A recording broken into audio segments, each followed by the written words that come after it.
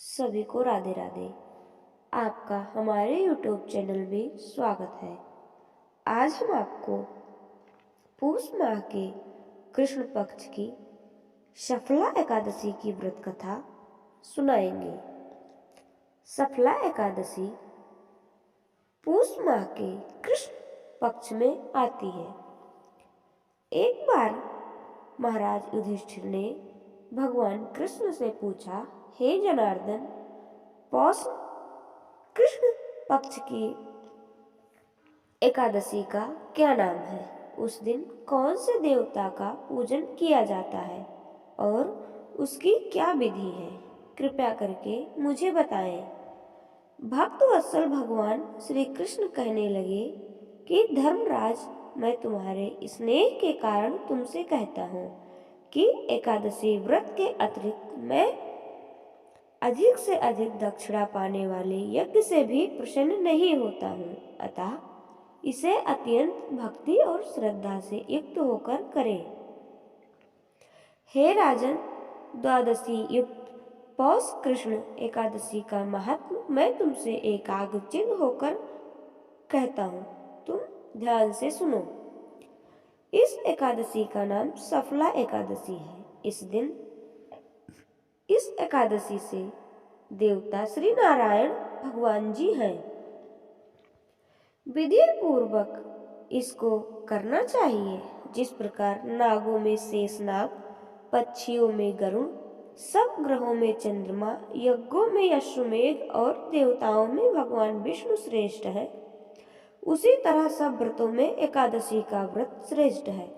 जो मनुष्य सदैव एकादशी का व्रत करते हैं वह मुझे परम प्रिय है। अब इस व्रत की विधि मैं कहता हूँ।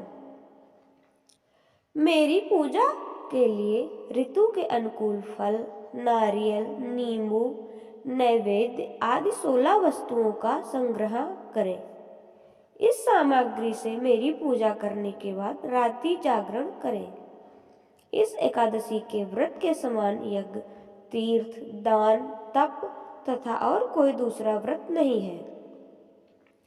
5000 वर्ष तप करने से जो फल मिलता है उससे भी अधिक सफला एकादशी का व्रत करने से मिलता है। हे राजन, अब आप इस एकादशी की कथा को सुनिए। चंपावती नगरी में एक महिष्मान नाम का राजा राज्य करता था। उसके 4 पुत्र थे। उन सब में लुम्पक नामक बड़ा वाला पुत्र राजपुत्र महापापी था। वह पापी सदा पर स्त्री और वेश्यागमन तथा दूसरे बुरे कर्मों में अपने पिता का धन नष्ट किया करता था। सदैव ही देवता, ब्राह्मण, वैष्णव की निंदा किया करता था। जब राजा को अपने बड़े पुत्र के ऐसे कुकर्म का पता चला तो उन्होंने उसे अपने राज्य से निकाल दिया। तब वह विचार करने लगा कि कहाँ जाऊं और क्या करूं। अंत में उसने चोरी करने का निश्चय किया। दिन में वह वन में रहता और रात्रि को अपने पिता की नगरी में चोरी करता तथा प्रजा को तंग करने और उन्हें मारने का कुकर्म करता। कुछ समय पश्चात सारी नगरी भयभीत हो गई। वह वन में रहकर पशु आदि को मारकर खाने लगा। नागरिक और राज्य के कर्मचारी उसे पकड़ लेते किंतु राजा के भय से छोड़ देते। वन के एक अति प्राचीन विशाल पीपल का पेड़ था। लोग उसकी भगवान के समान पूजा करते थे। उसी वृक्ष के नीचे वह महापापी लुम्पक रहता था। इस वन को लोग देवताओं की क्रीड़ा स्थली मानते थे।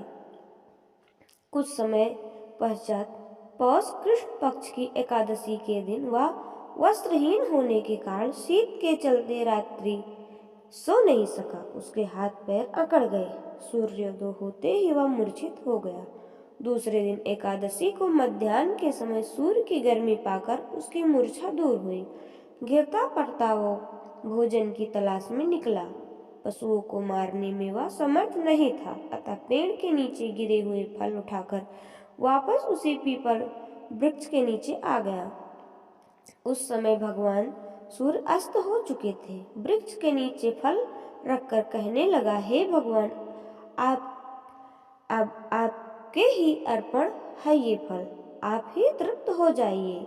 उस रात्रि को दुख के कारण रात्रि को भी नींद नहीं आई। उसके इस उपवास और जागरण से भगवान अत्यंत प्रसन्न हो गए और उसके सारे पाप नष्ट हो गए। दूसरे दिन प्रातः एक अति सुंदर घोड़ा अनेक सुंदर वस्तुओं से सजा हुआ उसके सामने आकर खड़ा हो गया। उसी समय आकाशवाणी हुई कि हे राजपुत्र, श्री नारायण की कृपा से तेरे पाप नष्ट हो गए हैं। अब तू अपने पिता के पास जाकर राज प्राप्त कर। ऐसी वाणी सुनकर वह अत्यंत प्रसन्न हुआ और दिव्य वस्त्र धारण करके भगवान आपकी जय हो कहकर अपने पिता के पास गया। उसके पिता ने प्रसन्न होकर उसे समस्त राज्य का भार सौंप दिया और वन का रास्ता ले लिया। अब लुम्पक शास्त्र अनुसार राज करने लगा। उसके स्त्री पुत्र आदि सारा कुटुंब भगवान नारायण का परम भक्त हो गया।